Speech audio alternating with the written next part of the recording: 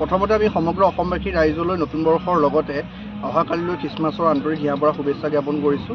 আমি উপস্থিত আছোঁ অসম অৰুণাচল সীমান্তৰ এই যি চিজুচা বনভোজকাৰী স্থলীত আমি উপস্থিত আছোঁ।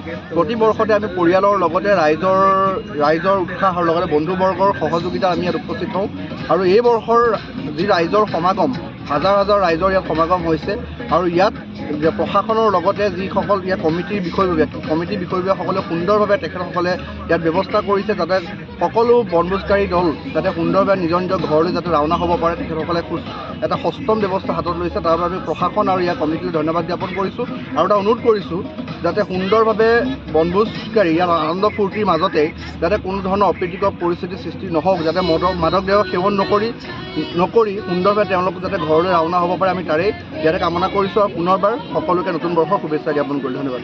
অসমৰ আৰু অৰুণাচল সীমান্তত চিজুচা বুলি এটা জেগা, চিজুচাৰ ইয়াত পিকনিকস্থলীটো প্ৰাকৃতিক সৌন্দৰ্যৰে ভৰপূৰ। ইয়াত অসমৰ চুকে কোণে পৰা পিকনিক খাবৰ কাৰণে, বনভোজ খাবৰ কাৰণে লোক আহে। এই জেগাখন ইমানেই মনোমোহক, ইমানেই পৰিষ্কাৰ। ইয়াৰ এজন কমিটি আছে, যিটো কমিটিয়ে ইয়াৰ দেখভাল কৰা, গাড়ী ঘোঁৰাৰ ক্ষেত্ৰত যিবিলাক নেকি সাৱধানতা অৱলম্বন কৰা, তাতোকৈ এই জেগা যে পিকনিক খাই যোৱাৰ পিছত যি অপৰিষ্কাৰ হয়, তেওঁলোকে সজাগতাৰে তেওঁলোকে পৰিষ্কাৰ কৰি এই জেগাখন খুব ধুনীয়া কৰি থয়। অহাটো জানুৱাৰী নতুন বছৰ সকলোলৈ আমি শুভেচ্ছা জনাইছোঁ আমাৰ কমিটিৰ ফালৰ পৰা। ইয়াত অহা সময়ত যাতে ৰাইজে বহুত ধুনীয়া সুবিধা পাব, বনভোজ খাবলৈ ইয়ালৈ আহিব।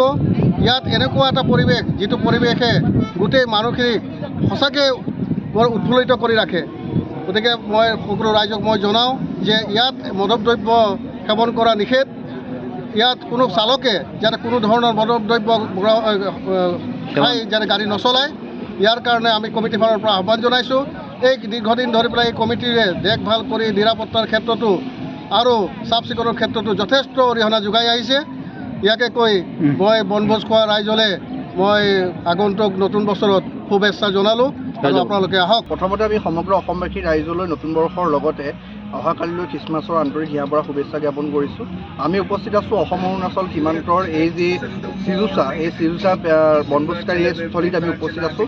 প্ৰতি বৰ্ষতে আমি পৰিয়ালৰ লগতে ৰাইজৰ উৎসাহৰ লগতে বন্ধুবৰ্গৰ সহযোগিতাত আমি ইয়াত উপস্থিত হওঁ আৰু এই বৰ্ষৰ যি ৰাইজৰ সমাগম হাজাৰ হাজাৰ ৰাইজৰ ইয়াত সমাগম হৈছে আৰু ইয়াত প্ৰশাসনৰ লগতে যিসকল ইয়াত কমিটিৰ বিষয়ববীয়াসকলে সুন্দৰভাৱে তেখেতসকলে ইয়াত ব্যৱস্থা কৰিছে যাতে সকলো বনভোজকাৰী দল যাতে সুন্দৰভাৱে নিজৰ নিজৰ ঘৰলৈ যাতে ৰাওনা হ'ব পাৰে, তেখেতসকলে এটা সষ্টম ব্যৱস্থা হাতত লৈছে। তাৰ বাবে আমি প্ৰশাসন আৰু ইয়াৰ কমিটিলৈ ধন্যবাদ জ্ঞাপন কৰিছোঁ আৰু এটা অনুৰোধ কৰিছোঁ যাতে সুন্দৰভাৱে বনভোজকাৰী ইয়াত আনন্দ ফূৰ্তিৰ মাজতে যাতে কোনো ধৰণৰ অপ্ৰীতিকৰ পৰিস্থিতিৰ সৃষ্টি নহওক, যাতে মাদক দ্ৰব্য সেৱন নকৰি সুন্দৰভাৱে তেওঁলোক যাতে ঘৰলৈ ৰাওনা হ'ব পাৰে, আমি তাৰেই ইয়াতে কামনা কৰিছোঁ আৰু পুনৰবাৰ সকলোকে নতুন বৰ্ষৰ শুভেচ্ছা জ্ঞাপন কৰিলোঁ। ধন্যবাদ।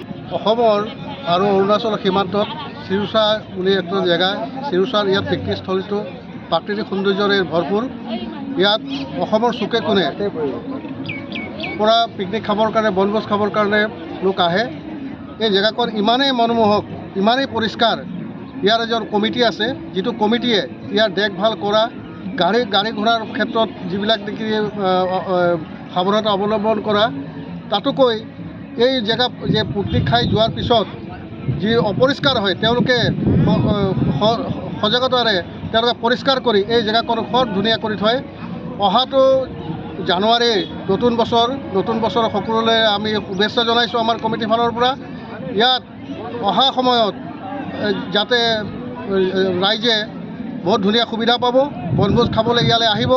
ইয়াত এনেকুৱা এটা পৰিৱেশ, যিটো পৰিৱেশে গোটেই মানুহখিনিক সঁচাকৈ বৰ উৎফুল্লিত কৰি ৰাখে। গতিকে মই সকলো ৰাইজক মই জনাওঁ যে ইয়াত মাদক দ্ৰব্য সেৱন কৰা নিষেধ। ইয়াত কোনো চালকে যাতে কোনো ধৰণৰ মাদক দ্ৰব্য খাই যাতে গাড়ী নচলায়, ইয়াৰ কাৰণে আমি কমিটিৰ ফালৰ পৰা আহ্বান জনাইছোঁ।